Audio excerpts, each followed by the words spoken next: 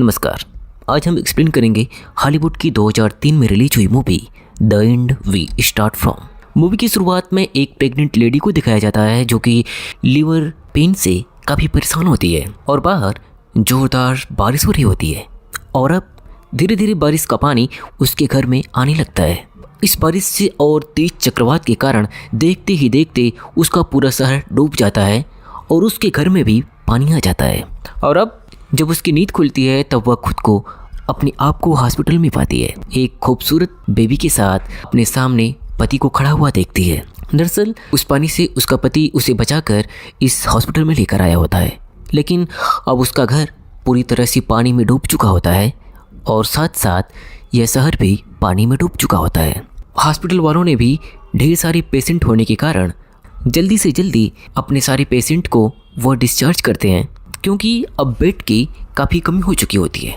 दूसरी तरफ अब इनका घर भी पूरी तरह डूब चुका होता है, अतः अब ये कहाँ जाएं? इसलिए अब ये यहाँ से फैसला करते हैं अपने डैड के घर जाने का और तेज बारिश में ही हॉस्पिटल से बाहर निकल जाते हैं। अब वहाँ से भरी बारिश में जब बाहर निकलते हैं तब रोड पर भी चारों तरफ गाड़ियों का जाम लगा होता है, क्योंकि ढेर सारे लोग अब इस जगह से गाँव की तरफ जा रहे होते हैं।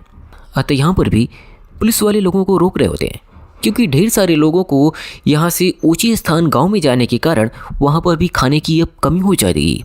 इसलिए जिनका घर होता है सिर्फ उन्हीं को गांव में जाने देते हैं और अब इन्हें भी पुलिस वाले जाने से वहाँ रोकते हैं। लेकिन जब उनके द्वारा यह बताया जाता है कि उनके डैड और मॉम वहीं पर रहते हैं और वो पिछले 30 सालों से वहीं पर रह रहे हैं और उनके साथ एक छोटा सा बेबी है जो कि अभी 2 दिन पहले पैदा हुआ है, तब पुलिस वाला इनके ऊपर दया करके इन्हें वहाँ जाने देता है।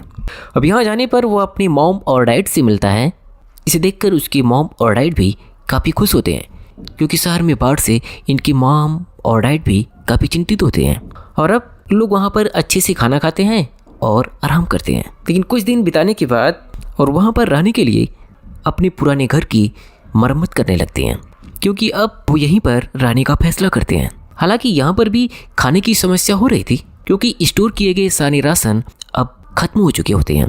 अब इन लोगों को पता चलता है कि गवर्नमेंट शेल्टर लगाए गए होते हैं जहाँ पर लोगों को रखा गया होता है और उन्हें खाना दिया जाता है। यह जानकर वो लोग काफ़ी खुश होते हैं और खाना कम होने के कारण गवर्नमेंट के शेल्टर हाउस में जाने का फैसला करते हैं, क्योंकि वहाँ से कुछ मात्रा में खाना उन्हें भी शायद मिल जाए जिससे उनकी भूख शांत हो सके।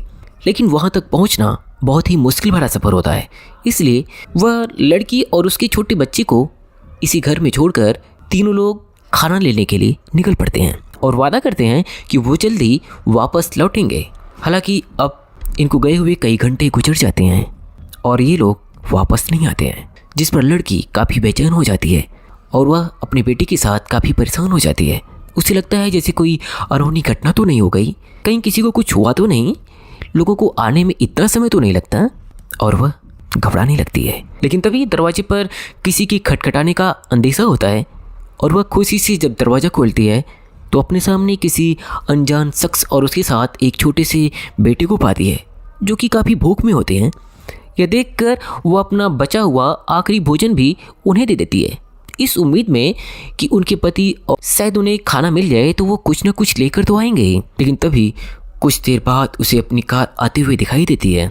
जैसे वह खुशी के साथ उसके पास जाती है तभी देखती है उसके हस्बैंड खून से लथपथ होते हैं और डैड भी पूरी तरह से खून से सने हुए होते हैं। यह देखकर वह डर जाती है और जब गाड़ी के पास जाती है तो उसे पता चलता है कि उसकी मॉम वहाँ पर है ही नहीं।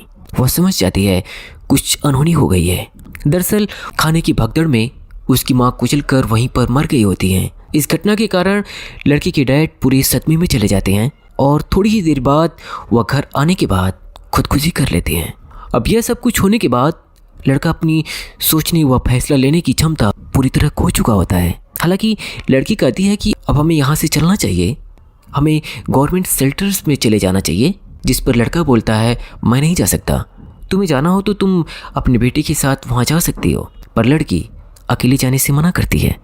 अब 1-2 दिन और रहने के बाद उसके पति द्वारा लाया गया खाना भी अब पूरी तरह खत्म हो चुका होता है, अतः अब उनके पास शेल्टर में जाने की सिवाय और कोई ऑप्शन नहीं बचता और अब वह यहाँ से गवर्नमेंट शेल्टर की तरफ आगे बढ़ते हैं। शेल्टर्स में जाने के बाद उन्हें पता चलता है कि यहाँ पर से औरतों का रहना अलाउ है। यह सुनकर उसकी पत्नी काफ़ी दुखी होती है और वह अकेले रहने से मना कर देती है और वह शेल्टर्स से खाना लेकर अपनी कार में आकर रहने का फैसला करती है। लेकिन उस एक दिन में ही उनकी हालत पूरी तरह से ख़राब हो जाती है। भयंकर ठंड के कारण कार में वो दोनों नहीं रह सकते हैं। अब दूसरे दिन लड़का अपनी पत्नी से बोलता है, तुम यहीं रहो, मैं यहाँ से कहीं दूर चला जाऊँगा और अपना और मेरे बेटे का पूरी तरह से ख्याल रखना, हम शायद जल्द ही फिर मिलें। यह कहकर वह वहाँ से चला जाता है। अब हस्बैंड के जाने के बाद अब उस लड़की के लिए यह शेल्टर और भी डरावना लगने लगा था। तभी उसकी मुलाकात ना से हुई, जिसका 5 साल का एक बेटा भी था और वह कुछ दिनों से इस शेल्टर्स में रह रही होती है। असल वह एक अच्छी लड़की होती है और इससे उसकी दोस्ती हो जाती है, जिस पर वह बताती है कि यह शेल्टर्स औरों से काफ़ी अच्छा है। दरअसल वह जितने भी शेल्टर्स में रह चुकी होती है उनमें यह सबसे बेस्ट बताती है, क्योंकि वहाँ पर खाने को लेकर मर्डर तक हो जाता है और यहाँ पर ऐसी कोई बात नहीं है। लेकिन फिर भी हम यहाँ पर भी सेफ नहीं हैं, हमें यहाँ से भी जल्द से जल्द निकलना होगा। ना कहती है कि उसकी एक फ्रेंड है जिसका खुद का एक आइलैंड है, अगर हम किसी तरह वहाँ पर चले जाते हैं तो शायद हम बच सकते हैं। और वह अपने साथ उसे भी चलने को बोलती है, जिस पर वह असमंजस में हो जाती है, क्योंकि उसका पति उसके साथ नहीं होता है और अगर वह यहाँ से चली जाती है तो शायद वह अपने पति को हमेशा हमेशा के लिए खो देगी। फिर उसका पति उसे ढूंढता हुआ कहाँ आएगा। लेकिन तभी उसी रात उस शेल्टर्स पर ढेर सारे लोग उसके ऊपर आक्रमण कर देते हैं और वहाँ से खाने पीने की सारी चीज़ें लूट ली जाती है और इस तरह उस शेल्टर्स में चारों तरफ अफरा तफरी मच जाती है। और इसी अफरा तफरी में ना और वह लड़की भी अपने छोटे बच्चे के साथ किसी तरह से भागती है। यहाँ से लिफ्ट लेकर वह किसी तरह बीच जंगल में वह गाड़ी वाला इन्हें छोड़ देता है, जहाँ से यह पैदल चलते हुए ना और वह लड़की एक जंगल के किनारे पहुँचती है, जहाँ उन्हें एक आदमी मिलता है जो उन्हें थोड़ा बहुत खाना देता है।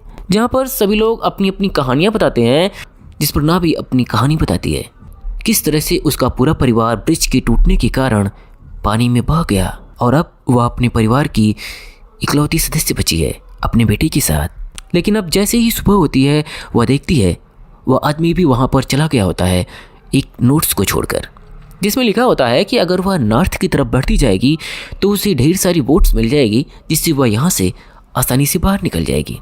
यह पढ़ने के बाद वो दोनों काफ़ी खुश होती हैं और नॉर्थ की तरफ बढ़ने लगती हैं और किसी तरह वह उस किनारे पर पहुँच जाती है। लेकिन पूरा दिन वेट करने के बाद भी एक भी वोट नहीं आती।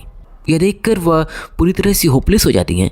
लेकिन तभी दिन के आखिरी पहर में उन्हें एक वोट दिखाई देती है, जिस पर वह बिना कुछ सोचे समझे बैठ जाती हैं और बैठकर उस पार जाने के लिए तैयार हो जाती हैं। और वहाँ पर उसकी फ्रेंड इन्हें मिलती है और इन्हें अपने घर ले जाती है, जहाँ पर इन्हें वह भरपेट खाना खिलाती है। और आज वह फाइनली महीनों बाद भरपेट खाना खाती हैं। लेकिन फिर भी उस औरत के अंदर कुछ खालीपन था। उसे हमेशा अपने पति की याद आती थी। उसे लग रहा था कि वह अपने पति को हमेशा हमेशा के लिए खो चुकी है। इस तरह कई महीने बीत गए वहाँ पर रहते हुए। लेकिन उसकी चिंता को देखकर ना की फ्रेंड उसे काफ़ी समझाती है और कहती है, तुम पास्ट की चिंता ना करो, तुम्हारे पास एक छोटा बेटा है, तुम उसकी चिंता करो, तुम्हारे पास आगे भविष्य है। ये सब कुछ सुनकर वह लड़की चुप रहती है और कुछ नहीं बोलती। लेकिन एक दिन वह आकर अपना फैसला सुनाती है और कहती है दरअसल वह अपने पति के बिना नहीं रह सकती और वह यहाँ से जाना चाहती है।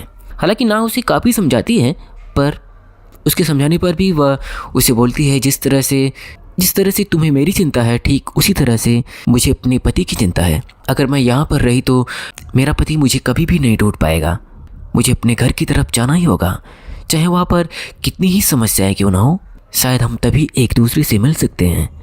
यह सुनकर ना उसे नहीं रोकती और उसे ढेर सारा खाना और एक नाव में बैठाकर उस पार भेज देती है। इस सफ़र में उसे काफ़ी परेशानियों का सामना करना पड़ता है, यहाँ तक कि उसे घास और पत्ते खाने पड़ते हैं और उसे जानवरों तक का शिकार करना पड़ता है अपने आप को सरवाइव करने के लिए। और इस तरह से वह किसी तरह जंगल के उस पार पहुँचती है। हालांकि वहाँ जाने के बाद अपने अंदर के एक अच्छे इंसान को भी मार देती है, क्योंकि वहाँ पर वह एक कार चुराती है और उस कार से वह लंदन की तरफ रवाना हो जाती है। और इस तरह से वह फाइनली अपने घर लंदन की तरफ पहुंचती है। वहाँ पर चारों तरफ भुखमरी गंदगी फैली हुई होती है।